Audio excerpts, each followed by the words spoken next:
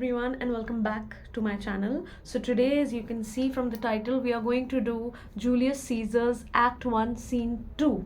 Okay, but because the scene 2 of Act 1 is really long, so we won't be doing it in one single video, we'll be doing it in parts. So this is going to be Act 1 Scene 2 Part 1. Okay, so in Act 1 Scene 1, if you haven't watched it, please go and watch that first. Okay, so in that scene, Act 1 Scene 1, we have seen that Flavius and Merulus, who are the two tribunes of the Rome, they have chided or scolded the plebeians, that is the commoners, which had the cobbler and the carpenter and other people, okay, other commoners. So that we have seen. Now we have also seen that it is the time of the feast of Lupercal, where Flavius and Merulus talk about removing the decorations from the statues. Remember? So he says it is the time of the feast of Lupercal, so should we do that? So Flavius says yes, go and do that. So now remember the feast of Lupercal. What is it? Again, I'm going to tell you. Feast of Lupercal is a festival, holy festival of Rome, where they celebrate fertility. Fertility means being able to bear children, and in this festival there is a holy foot race. Okay, foot race where noble people, basically two men of noble race background, they run not wearing clothes but only covering their genitals and carrying a goat's leather thong, okay, a strap. And while they run, they hit women with that sterile curse. And when they are hit with that piece of leather of goat, it is said, it is believed that the sterile curse is lifted. So Caesar, Julius Caesar, he did not have any any son, okay, for his succession. So as a heir, he did not have it. He had a daughter from the first wife, and Calpurnia, the wife of Julius Caesar, was the third wife. Okay, that also you should know. Calpurnia was the third wife of Julius Caesar. Okay, so he wanted a son, and Calpurnia was not able to bear a child. So it was said by Julius Caesar to go and stand in the course of Antony, Mark Antony. In Roman we call him Marcus Antonius, in English Mark Antony. Okay, so Marcus Antonius was also a Roman statesman. Okay, so he was a friend of Julius Caesar. And Marcus Antonius, he was the one who was continuously supporting Julius Caesar, and till his death and after his death also, he was the one, Marcus Antonius, who supported Julius Caesar. And so Marcus Antonius was one of the persons who were going to run in that holy race. Okay, so now we shall start this scene, Act 1 Scene 2. I hope you are clear about the festival of Lupercal. Okay, Lupercalia. Now see the whole scenario of the scene, that is trumpet sounds, because now Caesar is coming back from his victory and it is the feast of Lupercal. Everyone is rejoicing his victory and he is welcomed with trumpet sounds of trumpets. Trumpeting is there, people are hailing, people are cheering for him. Okay, and Caesar enters along with Antony, that is Mark Antony, Marcus Antonius, okay, who is dressed for the traditional foot race, as I told you, as well as Calpurnia, who is she? Wife of Julius Caesar. Okay, Portia. Now who's Portia?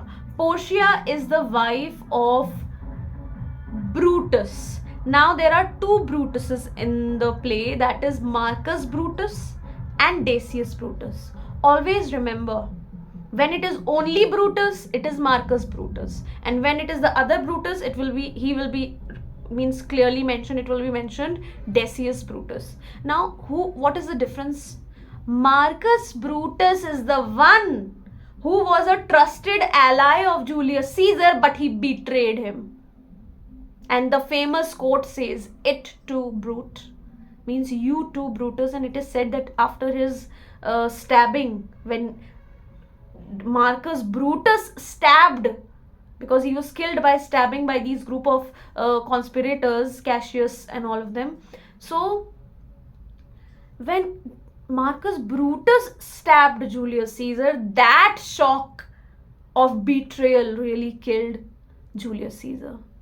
Okay, so after his stab, he finally died. Okay, so that's why anyone who is a friend but he betrays, he's called as Brutus. Okay, you too, Brutus. So it is now used as that, any person who betrays someone, so is called, referred to as Brutus.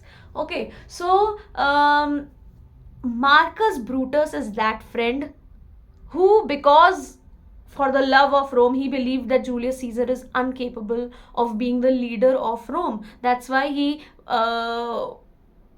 grew part of the conspiracy and killed Julius Caesar. Okay, so that is Marcus Brutus. Now, who's Decius Brutus? Decius Brutus is a member of the Senate, is a senator, Roman senator. What is a Senate? Senate is a state council, and we can say senator is a council member who have legislative powers, okay, with other ministers and magistrates and other people. They have legislative powers over Rome. So this, what was I saying? Okay, yeah, so Marcus Brutus, I hope it is clear. Decius Brutus was a statesman. Yes, I was saying that. So he was a statesman, council member, senator, we can call him. So he also was one of the members of the conspiracy, and he was the one who informed this group of conspirators that Julius Caesar is unwilling to come to the Senate, okay, the next day, where they were going to kill. So he informed these, we will see later in the play that he will inform the others that he is not willing to come. Why? Because his wife, Julius Caesar's wife Calpurnia, has this nightmare, a dream, where she sees that some danger is, clouding over Julius Caesar. That's why she says to Julius Caesar that don't go. And that is the time when he ignored Calpurnia's suggestion and he went and he died. He was killed, murdered. So please, one thing I would suggest, taking opportunity, that always pay attention to what your loved ones tell you. Always. Okay, don't ignore and don't be in your air that nothing will happen to me. When someone who loves you is saying something, please pay heed to that, which Julius Caesar did not, being all egoistic, that we are going to see in this scene, because this is the first time in this scene, Act 1, Scene 2, we, that is the readers or the audience, is introduced to the title character. Okay, Julius Caesar. Okay, so there is Portia. Now Portia is the wife of Marcus Brutus. Okay, Marcus Brutus's wife is Portia and Calpurnia is the wife of Julius Caesar. Then there is Decius Brutus also is there. Cicero is also there, another state council member, okay, statesman. Brutus, that is Marcus Brutus, I told you. Decius will be written for Decius Brutus. Only Brutus will be written for Marcus Brutus. Okay, Cassius is there. Now who's Cassius? Cassius is the main conspirator, the one behind the whole murder conspiracy of Julius Caesar. He is the brain behind all of that. Okay, and Casca. Casca is another statesman. Okay, followed by a great crowd of commoners. So obviously there, when Julius Caesar is coming with all these noble people, nobilities, there is a great crowd of people also following him, including a soothsayer. Marullus and Flavius follow after, and there is Flavius and Marullus, remember, tribunes. Okay, they also are following. Now soothsayer, future teller. Okay, future teller is also there. So you will see the importance of soothsayer here. Let's start now. I hope the introduction is clear. Everyone is shouting. Julius Caesar is entering with all the train and the people, followers. Okay. Caesar says, Calpurnia. So he calls out, Calpurnia. So he calls out to his wife. So Casca says, Piso. Caesar speaks. Everyone silent. Caesar is speaking. Okay. So again he says, calls out, Calpurnia. So he calls out for his wife. So Calpurnia says, Here, my lord. I'm here, my lord. So Caesar says, stand you directly in Antonius's way. Means, I told you in the feast, the race of Lupercal, stand in the way of Mark Antony. Caesar is telling his wife Calpurnia to stand in the course of that race, in the path of Antony. Okay, Mark Antony. When he doth run his course, Antonius. Okay, so he is saying when he is running, you have to stand in his way so that he can touch him with that leather and that sterile curse, all of that. Okay. Now he calls out Antonius. So he says, Caesar, my lord, I'm here. So Caesar says, forget not in your speed. Don't means in your running, don't forget Antonius to touch Calpurnia. Don't forget. For our elders say, the barren means a woman without child, barren touched in this holy chase. Holy chase means in this holy race, an infertile woman, if touched in this holy race, shake off the sterile curse. Shake off the sterile curse means will escape the curse of sterility, not being able to bear children. Okay, so don't forget to touch her. And Antony says, I shall remember when Caesar says do this, it is performed. So Antony shows his means his loyalty, that I will remember when Caesar says ye karo, samjho wo ho gaya. Okay, it is done. When Caesar says do this, it is performed, means it is done. Means your command, your order is my command. Okay, so Caesar says, set on and leave no ceremony out. Leave nothing out. Go forth, go then, and don't leave out on any ritual, any religious ritual. Okay, so then music starts playing again. Now they walk, and there is now the entry of soothsayer. Soothsayer, that is the fortune teller. He calls out, Caesar! In his shrill voice. Okay, Caesar. So he calls out in his very shrill voice. So he says, who calls? So he calls out, who calls? Who's calling me? Caesar says, Casca, bid every noise be still, peace yet again. Everyone please be silent again. Casca says, commands everyone, all the people around there, to be silent. And the music also stops. So Caesar says, who's it in the press that calls on me? I hear a tongue shriller than all the music. Cry Caesar, speak Caesar, is turned to hear. So what is he saying? Who is in the crowd who's calling me? And that voice of that person who called was shriller. Shriller means tikhi. Okay. Then even the music. Okay. So then any of the music. That voice was so shrill. And that voice called out Caesar, his name. So he says, Caesar is turned, Caesar is listening. When he's calling himself as third person. He's calling his name, ki Caesar sun raha hai, batao. So that also shows his kind of pride he's taking in his name and his being. Okay. So he says, Caesar is listening, tell me. So Soothsayer says, beware the Ides of March. So he is giving him a warning that beware the Ides of March. Now Ides in Rome was the month center. Okay. The middle day of the month, okay, where it is related to actually the moon.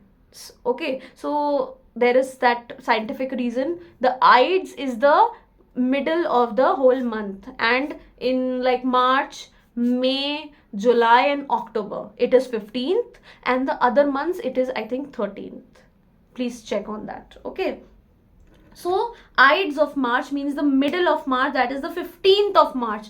Beware of that day.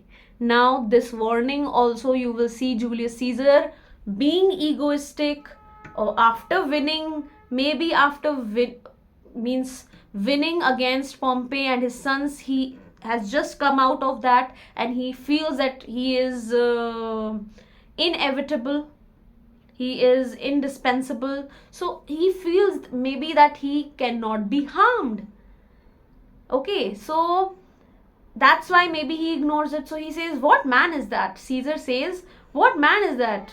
Beware the March 15th. Who's saying that? Who's saying that?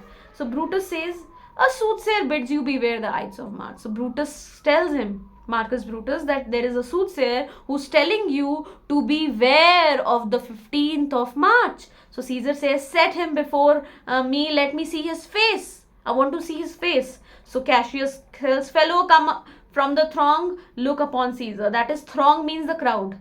Come out of the crowd and stand before Caesar. Caesar says, now soothsayer comes out. Okay, he's standing in front of Julius Caesar. So Julius Caesar says, what says thou to me? Now speak once again. Dobara bolo. Soothsayer again says the same dialogue. Beware the Ides of March. Okay. So Caesar says, he's a dreamer. He's a dreamer means he says nonsensical things. Let us leave him. Pass. He totally ignores the soothsayer. Later we will see he will also ignore his wife's request not to go because of her nightmare, the dream that she had. He will ignore all these warnings, and because of which the result will be him being murdered. We all know. Okay, so what happens here, that he says he's a dreamer means he's crazy, he's mad, let us just ignore him and continue. So they, trumpets and music, everything starts playing, everyone exits. So this is the important part of the scene. Everyone exits. Now who is left alone? Brutus, Marcus Brutus and Cassius. So who are they? You know, Marcus Brutus, the trusted ally, the trusted friend of Julius Caesar, and Cassius, that is the main head, the brain behind the conspiracy, the main villain of the whole play, entire play. Okay? They are left alone. Now Cassius will start his plan now. How will he start? He will start by manipulating Brutus.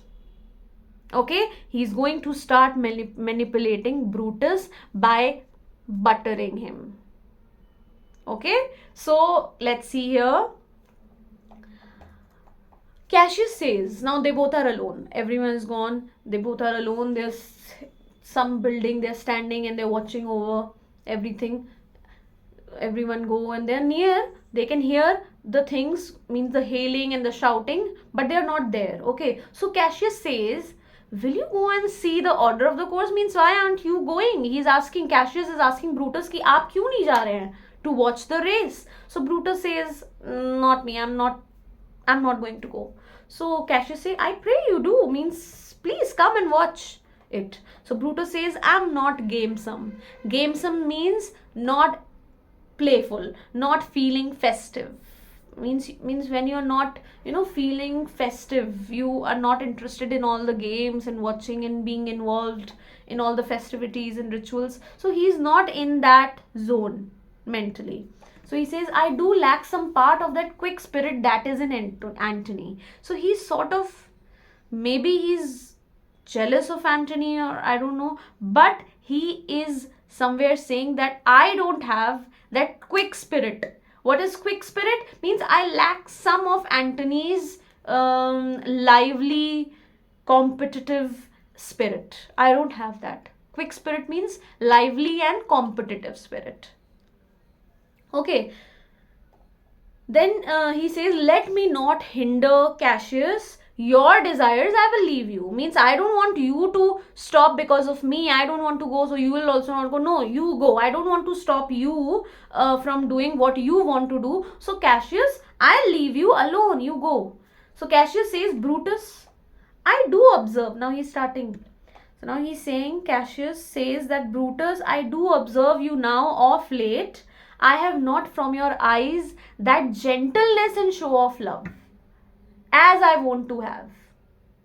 So he's saying that I do observe you now of late, means I have been watching you recently, means काफी समय से I've been watching you, and I've noticed one thing, that you seem less friendly towards me. Like earlier you used to be really friendly with me, but nowadays you are not that friendly. You are you bear too stubborn and too strange a hand over your friend that loves you.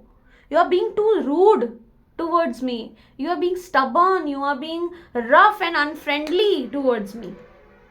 Okay, and earlier you were not like that. And towards whom? Towards the friend who loves you. Why are you like that? So Brutus says, Cassius, be not deceived. Be not deceived means don't be fooled. Don't be fooled by what? If I have veiled my look, I turn the trouble of my countenance merely upon myself. Now he is saying that if I seem unfriendly to you, it is because that I am trying to cover. Veil means cover my face, my countenance. Countenance means my face, that is, inside me, because it might reflect on my face. That's why I'm not that friendly, maybe because I'm trying to fight with myself. So there is an internal conflict going on within Brutus. So Brutus fighting with Brutus, मतलब आपकी जब अपने आप से कोई लड़ाई होती है, that is an internal conflict. Okay, so you see, when you are troubled with something, should I do that, should I not do that, you are not clear what to do, what decision to make. So at that time you can't decide what your heart says and what your mind says. So that is an internal conflict, and maybe something is going on between Brutus's mind. So he says that I turn the trouble of my countenance merely upon myself, and vexed I am of late, and passions of some difference conceptions only proper to myself. That lately, मतलब पिछले काफ़ी समय से I am just overwhelmed with private thoughts. कुछ ऐसी बातें हैं जिनसे मैं बहुत परेशान हूँ, काफ़ी कॉन्फ्लिक्टिंग बातें हैं, कुछ इमोशंस हैं मेरे अंदर which I'm not able to tell, and that is why maybe my behavior is affected. होता है when you are not in a good space mentally, आपका थोड़ा behavior change हो जाता है अपने loved ones के प्रति. Okay, so Brutus is saying that maybe because of that my behavior might be reflected, but don't be fooled because of that. There is nothing in my heart that my feelings have changed for you. No, it is just that right now I'm going through an internal conflict with my thoughts, with my emotions. I'm not able to just behave the way I used to behave. Okay. But let not therefore my good friends be grieved. So don't be sad because of my behavior, Cassius, because I count you my friend, among which number, Cassius, you be one, and in my friends, the list of my friends, you are also one of them. I count you as my good friend Cassius, and not construe any further my neglect that the poor Brutus, अपने आप को कह रहा है बेचारा Brutus, not गरीब. Poor means बेचारा Brutus. He's calling himself poor Brutus, with himself at war. So he's saying that I am myself at war with myself only. So please don't construe it, means don't understand, misinterpret or contemplate that I have something against you. You are one of my good friends, and that is why please don't be sad because of my behavior. Forget the shows of love to other men. That is why, because I'm vexed, I'm troubled, I'm not able to show my friends my affections. To this Cassius says that, okay then Brutus, I have much mistook your passions. That means I have Brutus misunderstood you. That means मैंने तुम्हें गलत समझ लिया. I'm sorry. So he says, by means whereof this breast of mine hath buried thoughts of great value, worthy cogitations. Cogitations means thoughts. Okay, so he is also saying, and for that reason, I have kept, मैं तुमसे बात नहीं कर पाया क्योंकि मुझे लगा शायद कुछ प्रॉब्लम है, you are not being friendly towards me, but मैंने तुम्हें गलत समझा, I misunderstood you, and that is why I have kept many things to myself. Many things I wanted to talk about, some cogitation, some thoughts which I wanted to discuss with you, but I've kept to myself. And tell me, good Brutus, can you see your face? Now he's asked him a question that, can you see your face? Now, right now, because I'm looking in the camera, maybe I can see my face right now, but when there are no reflective material, can you see your face looking at a wall? No, obviously not. You, because eyes can't see themselves, they will see other things. Okay, so unless and until there is a reflective thing showing us our face. So that's what Brutus says, that no, Cassius, I can't see my face, because for the eye sees not itself. आंखें खुद को नहीं देखती हैं. Eyes can't see, the eye can't see itself. Okay, but by reflection, by some other things. So except the reflections on other surfaces, maybe water, mirror, or something like that. So only by reflection can we see ourselves, but eyes cannot see themselves. Okay, so Cassius says it is just.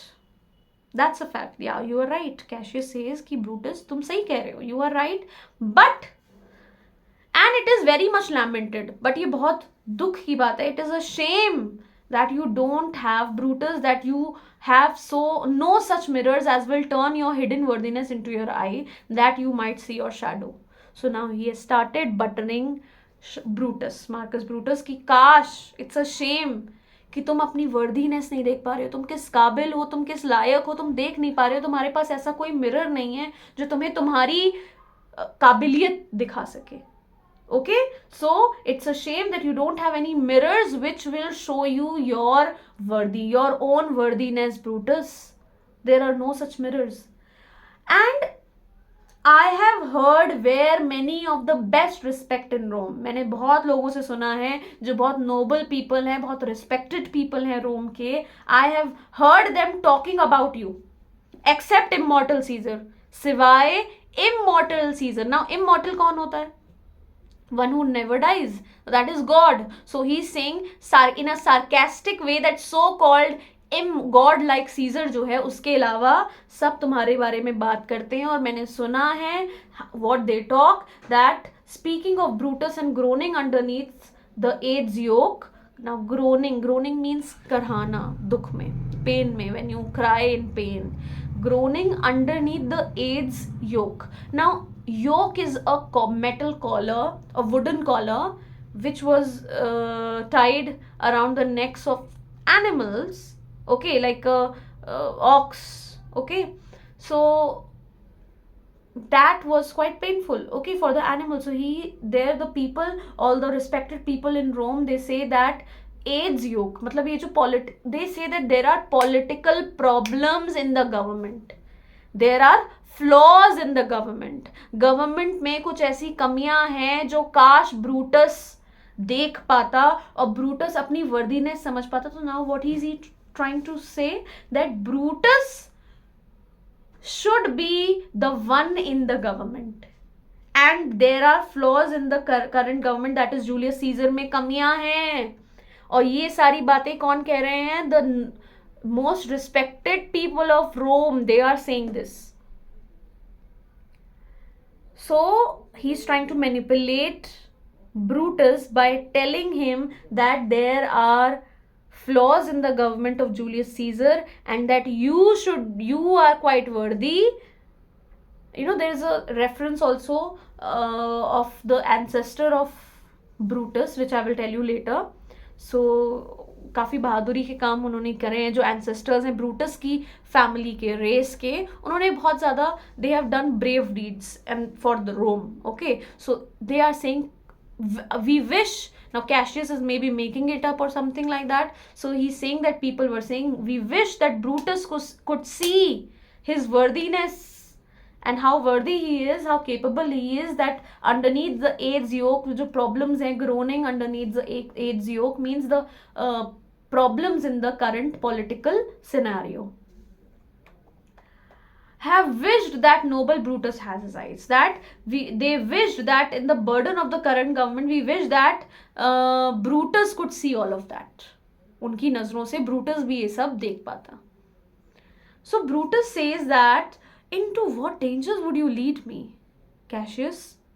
What dangers do you want me to, means what are you leading me to? तुम कहाँ मुझे लेके जा रहे हो? कौन से dangerous path पे you want to take me, that you would have me seek into myself for what is not in me?